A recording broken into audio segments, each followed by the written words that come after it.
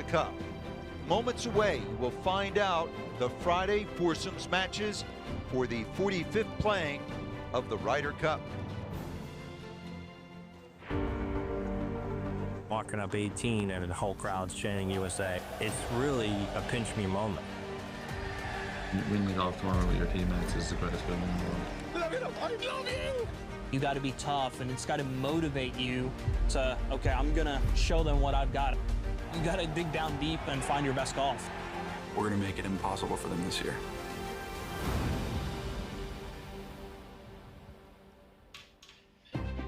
Well, golf, as you know, is mostly a loner sport, but this is the week to put your ego aside, put your arm around your buddy, put the letters on your hat, put your fist in the air, put your rear on the line for your brothers, your country, for your continent.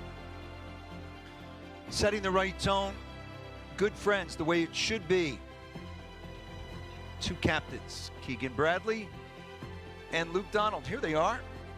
Keegan, born into the son of a pro, his Aunt Pat, an LPGA legend, New York ties. He went to school at nearby St. John's in Queens, and he is now in charge of the red, white, and blue. Luke could become the first captain since Tony Jacklin 40 years ago to win back-to-back. Great Ryder Cup player. He has proven to be a shrewd leader.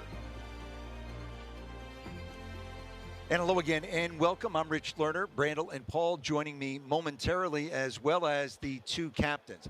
Normally, the reveal for the opening foursome session is done at the opening ceremony on Thursday afternoon, but because of the inclement weather, it looks a little bit better now. Officials moved the ceremony to Wednesday, leaving the match reveal to right about now, and you will see it in a moment. The pairings have been sent in already. Keep in mind, as they are revealed, it won't be a situation where the captain can then make his pairing based on what the other side has done.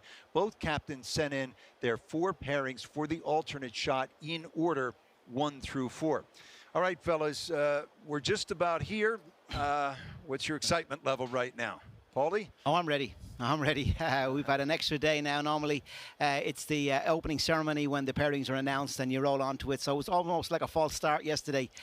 So it's exciting now just to be on the edge of what is going to be a really great Ryder Cup. I really do. I think both teams are so evenly matched, Brandon. Yeah, they certainly are. It's been a huge build-up. You know, we waited 2 years, and now the last 4 days we've been talking about the foursomes, and we're finally going to get them right here. Big questions hanging in the air, at least for the U.S. side. Is Bryson going to go out in the foursomes? And if so, is he going to go first off?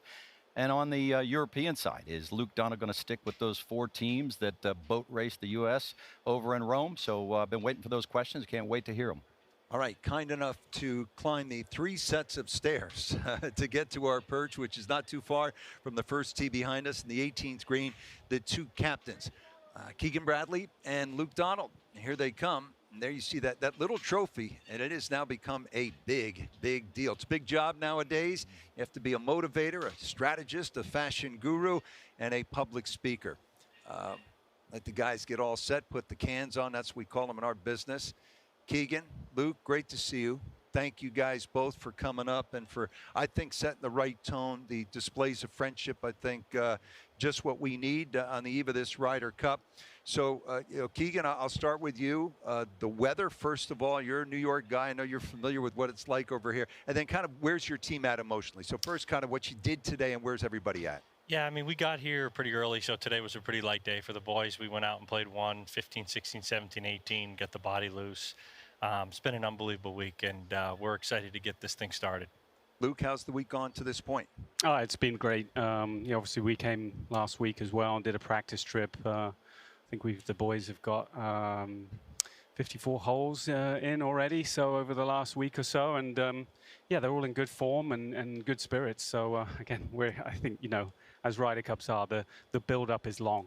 It's a long few days. You guys, I think we're ready. We're ready, both of our teams, to get going. Then let's get it going. Luke, I'll start with you. Your first pairing out for tomorrow morning's Foursomes matches. 7-10 will be the first game. Yep. My first pairing is John Rahm and Tyrrell Hatton. That is a formidable duo, 2-0 together in Rome in Foursomes. And John Rahm, by the way, 4-0 Foursomes all time. Keegan, who are you matching him up with? Bryson DeChambeau and Justin Thomas. Okay.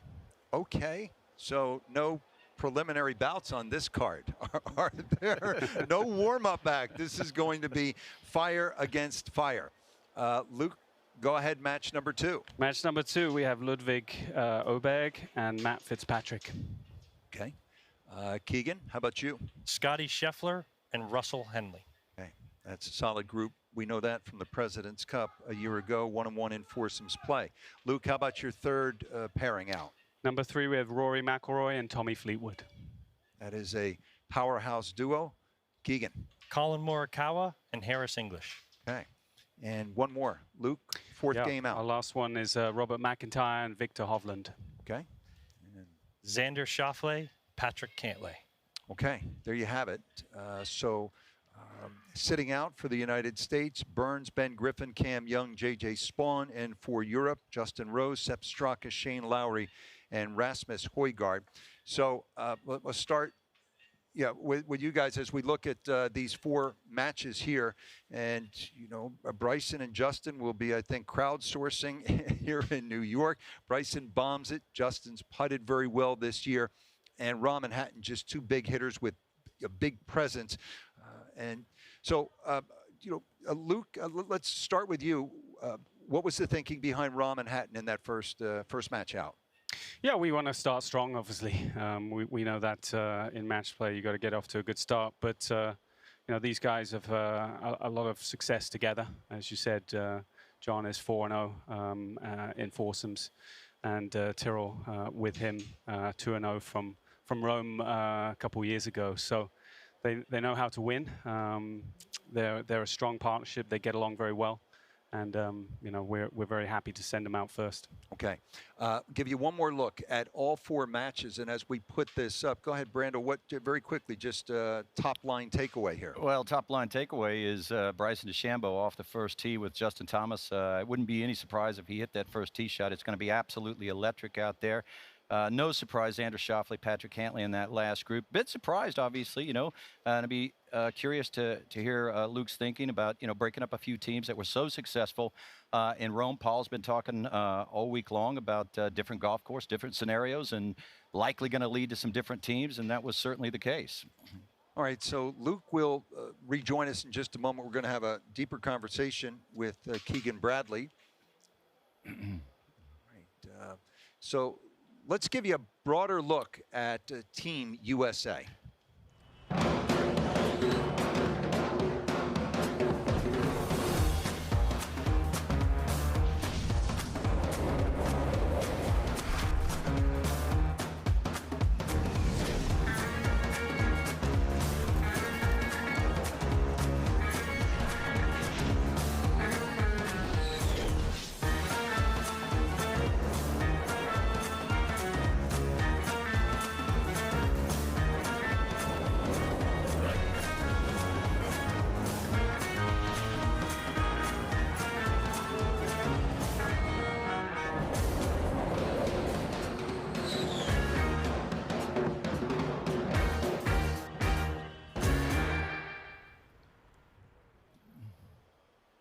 The United States, and again, the captain is with us, Keegan Bradley. So let's get to that first match out. We know you're a high-energy guy, passionate, and I think validating that feeling. What was the consideration sending Bryson and Justin Thomas out in the very first match, Keegan? Well, besides the fact that they're both phenomenal players, they bring up a spark to our team. Bryson has been an incredible teammate in the locker room, and we really want him to lead our team out with Justin on the first match. Keegan, there's so many dimensions to putting foursomes teams together. There's obviously the data, there's blending the games, there's the personalities, there's the equipment, how they fit the golf course. Which of these did you give the most weight to? Well, I think with foursomes, you definitely have to factor in personalities, but golf ball is really important as well. And then the analytical data is super helpful. And we have so much information that can help us out, but everyone really wanted to play with each other. So it was really easy that we needed to narrow these down, actually, because of how willing everybody was to play with each other. Keegan, you've gone with a lot of strength at the top there. You're obviously going to get the crowd all fired up. You've also got a course set up there that's taken some people by surprise with not much rough here. The locals are a bit restless. They're going, wait a minute, when we play around here, there's hardly much more rough than you have now. That's obviously one of your plays as well too. So you've played a couple of strong hands already. This is a very, very strong American team. I mean, where is your confidence level as a team now? You know, we've won 8 of the last 9. Is there a little bit of pressure on you, or is it something you're relishing? Well, first off, the locals want to see us win, first off. They're passionate about their course. They want to see us win first and foremost. I don't think they're too concerned about the course setup. But we got a really exciting team, and, you know, we're really excited to play in front of our home fans and get out there and get the crowd going. And, you know, our lineup, Bryson and Thomas leading us out, and then we got strong groups behind them. I think that they're going to be having the crowd excited. Speaking of exciting the crowds, Cam Young does not get to start early tomorrow morning. What's the potential plan for Cameron Young? Well, I mean, Cameron Young, just as well as everybody knows, there's 4 people have to sit every match and every session, which, you know, coming into my captaincy, that was the hardest thing. You know, but as a player, you come in and you told your partner in your session, and you're like, oh, that's great. You don't really realize what all that goes into every single pairing. And, you know, it's difficult to have people sit simply because of how good every player is. But everybody on our team is willing to do whatever's best for the team. And we have a plan, and we're going to stick to it. Keegan, this team, or excuse me, this golf course is so evenly balanced from a foursome standpoint. Whether you go off the first hole or the second hole, odds or evens, you're likely going to hit 7 drivers. There's 2 par 3s that are even, 2 par 3s that are odd, 1 par 5 that's even, 1 par 5 that's odd. What weight do you give in anticipating tomorrow on the first tee? Who's going to go off first? Who's going to hit that first tee shot?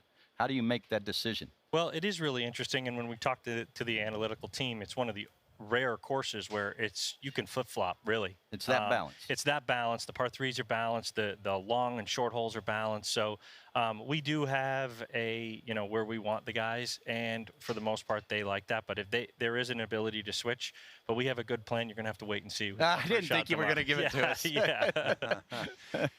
Keegan, we thank you for taking the time. I just, before you go, like you won a major, you won a lot of big tournaments, and I know you're on the eve of a final round, you've been amped up in your life. Anything comparable to what you're feeling right now?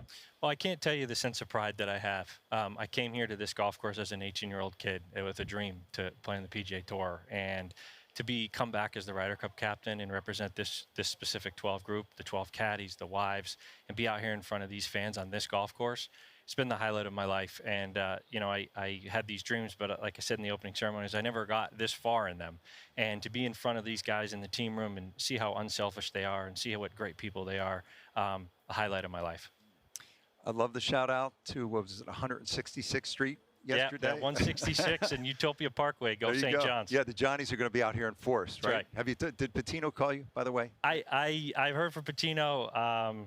Basketball team looks good this year. I'm excited. They're a powerhouse. I'm hearing a lot of St. John's fans out here, and I can't tell you how many times I've been walking down the fairway, and I see the boys walking down, and I picture me and my team doing the same thing, and it just warms my heart. Chris Mullen reach out at all? Yeah, Chris Mullen. I got all my St. John's guys. I'm really proud of them.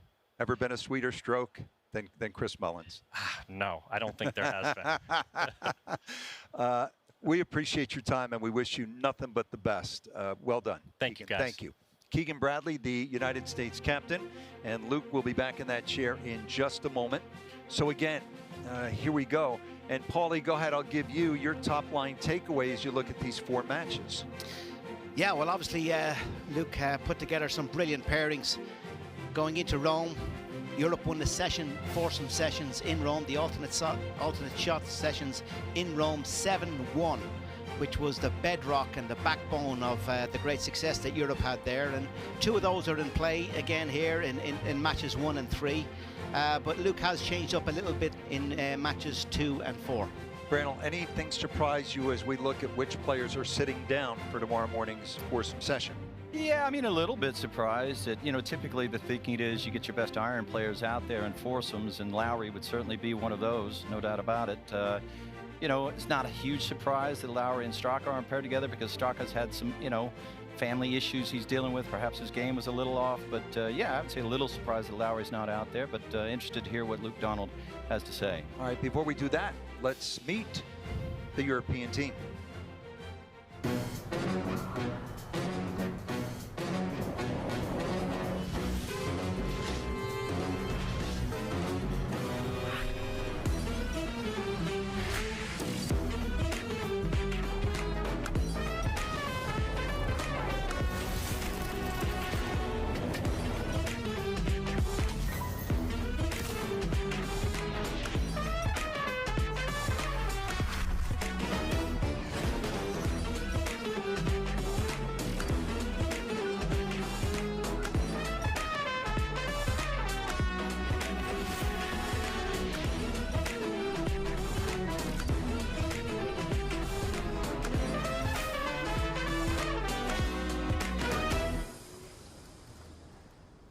they have enjoyed New York. You guys haven't gotten cheated here, have you, Luke? No, absolutely not. We're enjoying it. We're embracing it. What a place to have a Ryder Cup. It's going to be amazing. You talked about sending Rahm and Hatton out. I think that speaks for itself. They are just so good. The record says that. They passed the eye test in every way. What other changes did you make? Paulie referenced Rome and the Foursomes where you were so successful. What changes did you make from Rome, and why did you make those? I think, it's 2 years ago, Rome. Players evolve, players change, their profiles change. So, again, you have to look at, you're looking at personality matchups. We have so much options that it's really quite fun for me as a captain. But, we know the US are going to be strong. They're strong in foursomes. They have some amazing partnerships there. And we wanted to bring our best as well. And this is what we feel is our best. Well, you talk about the challenge ahead, the quality American team. There's no doubt about that, Luke. The home team in Ryder Cups has won 8 of the last 9, and America have led after the first session on 4 of the last 5 times. So the task is a mighty one. How ready are you guys for it? Well, I hope so. I've been preparing for 21 months for this. We understand the task at hand. We understand how difficult it is to win away, but we have done it. We've won 4 times. Since 1987 to the US has won, winning away. So it has been done, and we will certainly, draw on those experiences. But we're not coming in here with any complacency. We understand the task at hand and the atmosphere and the amphitheater we're walking into. You're obviously going up against a formidable U.S. team, but it could be argued that your biggest challenge this week is going to be the crowd. How have you messaged and prepared your team for what could be, and I hope it's not, but what could be the most hostile environment in the history of the Ryder Cup? I think all you can do is have good communication, talk to the guys. There's a bunch of our players that have been in away environments before, so we're learning as a group. We understand. But I think the messaging is that these are 12 of the best European golfers in the world. They love to be challenged. They love to be in a Ryder Cup in an atmosphere like that. You can draw energy off the crowd as well. I think we saw even at the opening ceremony, we had plenty of support behind us as well. New York is a melting pot. We understand the vast majority of the support will be for the US, but I think we can find some cheers, some European cheers in and amongst that chaos as well. American audiences around the world really are going to get a good look at Bob McIntyre. He played in Rome, and he won 2 big tournaments in Scotland and in Canada the last 2 years. But we're starting to get a sense of this sort of pugnacious quality to this guy. What more can you tell us about Bob McIntyre, who's going out with Victor Hovland in that last match against Xander and Patrick, a formidable duo? Yeah, Bob's a gritty Scottish fella. He's a tough character. He's won, in difficult situations. Won with his dad on the bag in Canada. He won the Scottish Open, the event he really, really wanted to get. So I think you just look at someone like that. And 2 years ago, Justin Rose did an amazing job with him, kind of getting him around the course, and he went unbeaten, 2.5 points out of 3, which was incredible for a rookie. But he's a much, much better player than he was 2 years ago. By the way, real quickly, just a sign of how deep I think this team is. Justin Rose is 7-2-1 all-time in foursomes, and he's not playing tomorrow morning. Shane Lowry is 4 strokes gained approach. So just speaks to the depth you have up and down your lineup. Yeah, both teams are very, very strong. There's no doubt about that. Luke, a little bit of a false start yesterday and a rainy day today. You didn't really get the full practice session in. Where are the guys managing? That's one of your jobs now, is to kind of manage them and key them back up again. And yeah, absolutely. Obviously, we had to adapt a little bit yesterday when we found out the opening ceremony was moved up a day. And to be honest, we within 20-30 minutes we had a plan in place. Yeah. The guys still got out. I think most of them played 9 holes today. It was a little bit rainy, but it wasn't too bad. Yeah. They were all back in the team room today, watching this together. Trying to recreate again what that will feel like, because it's a bit strange having it on a Wednesday and then having a day to think about it. That's not what we usually do. So I'm sure they're excited. I'm sure they're back in the team room, excited about those matchups and getting ready for them. Luke, how do you communicate to the players who don't get picked to go out there, especially veterans? who might expect to have gone out there. What's that process like? It starts early. Does it? It starts really early. You know, again, we've had a pretty good idea of what our foursomes this morning was going to look like, you know, even a few weeks out. You obviously have to make changes sometimes, you know, depending on how the guys are playing. But to be honest, I've been so impressed with the practice the last week that everyone seems to be in good form, in good spirits. Everyone understands that, you know, when they're called upon, it's their time to try and contribute. They're not going to play every match, but they'll be ready when it is their turn. You were #1 in the world. You're one of Europe's best players going all the way back the last 15 years or so, but you have really taken to leading people. You know, I think about, you know, the great Bill Russell, Phil Jackson, Pat Riley. As we say goodbye, what have you come to sort of understand and really enjoy about the role you're in now? Yeah, I think, you know, when I first got that call 3.5 years ago or so, you know, I had a lot of doubts about myself. It's not sort of a role I really thought I was going to feel that comfortable in. But, you know, you grow into it and you push yourself. And I think just like as an individual, you know, I always wanted to get the most out of myself, be the most prepared I could be, and give myself the best chance. And I think that's, you know, those are the qualities that I've tried to instill as a captain and just try and instill into my players. I know it for you, it's always been about something bigger than you, but if you do win, it'll be left for us to say you'll be there with Tony Jacklin, and the guy sitting to your right, Paul McGinley, is among the greatest captains in European history. Luke, we wish you nothing but the best. Thank you for your time. Thanks for having me, guys. Okay, that is